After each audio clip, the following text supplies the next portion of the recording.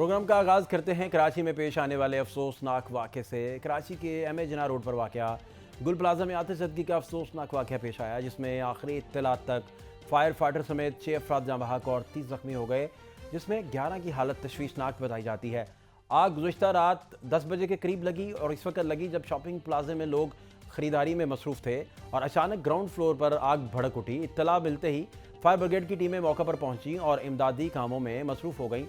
Fire brigade हुकाम के मुताबिक आग तीसरे दर्जे की थी, जिसने आहिस्ता आहिस्ता तमाम प्लाजे को अपनी लपेट में ले लिया और 1.25 एकड़ पर मुहित गुल प्लाजे में सूटकेस, क्रॉकरी, परफ्यूम, डेकोरेशन और इलेक्ट्रॉनिक्स की 1200 से ज़ायद दुकानें हैं जो आग में जल गईं। जबकि आल कराची ताजर इत्तेहाद के चेयरमैन अतीक मीर ने कहा है कि आग लगने से 3 से 5 अरब रुपए का नुकसान हुआ।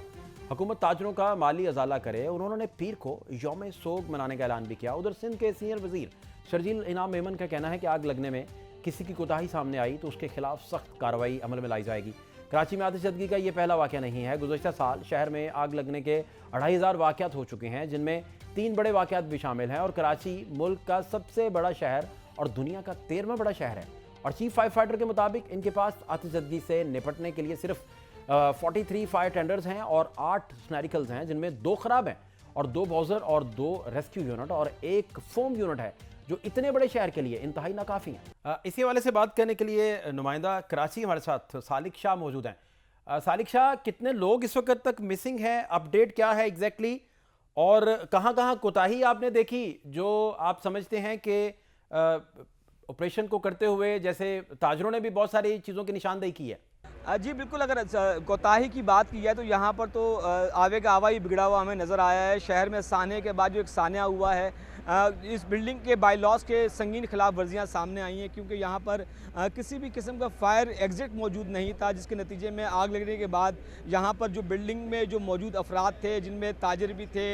मुलाजमीन भी थे, उसके अलावा शॉपिंग करने वाले जो आम अफराद थे, वो इस बिल्डिंग के मुख्तलिफ हिस्सों में फंस गए, जिसके नतीजे में जो कोलेटरल जो डैमेज है, जो इंसानी जानों का ज़या है, उसकी तादाद बहुत ज़्यादा होने के खदशात पैदा हो गए हैं। अब करीबन इस ऑपरेशन को 20 से ज़ायद घंटे गुजरने को आ गए हैं, लेकिन ऑपरेशन अभी भी मुकम्मल नहीं किया जा सका। रेस्क्यू काम का ये बताना है कि उन्होंने गुज़श्ता रात को करीबन 10:27 के करीब जब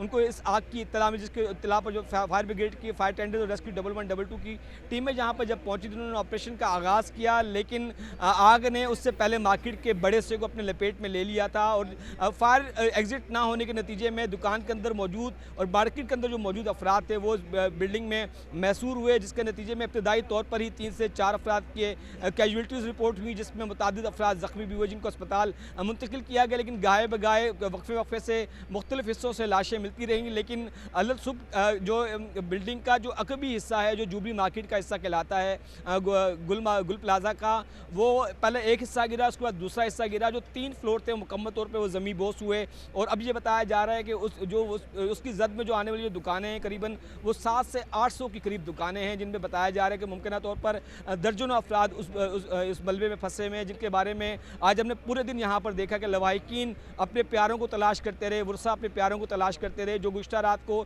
या तो यहाँ पर काम करने के लिए यहाँ पर आए थे, यहाँ मुलाजमीन थे या दुकानों के मालिकान थे या कुछ ऐसे भी लोग थे जो यहाँ पर शॉपिंग करने के लिए यहाँ पर आए, लेकिन इस अलमनाक साने का शिकार हुआ। उस बिल्डिंग में वो महसूर होने के बाद जो इस बिल्डिंग के मलबे तले दब चुके हैं, जो अगर यहाँ पे। बहुत शुक्रिया सालिक शाह जी हमारे साथ मौजूद थे।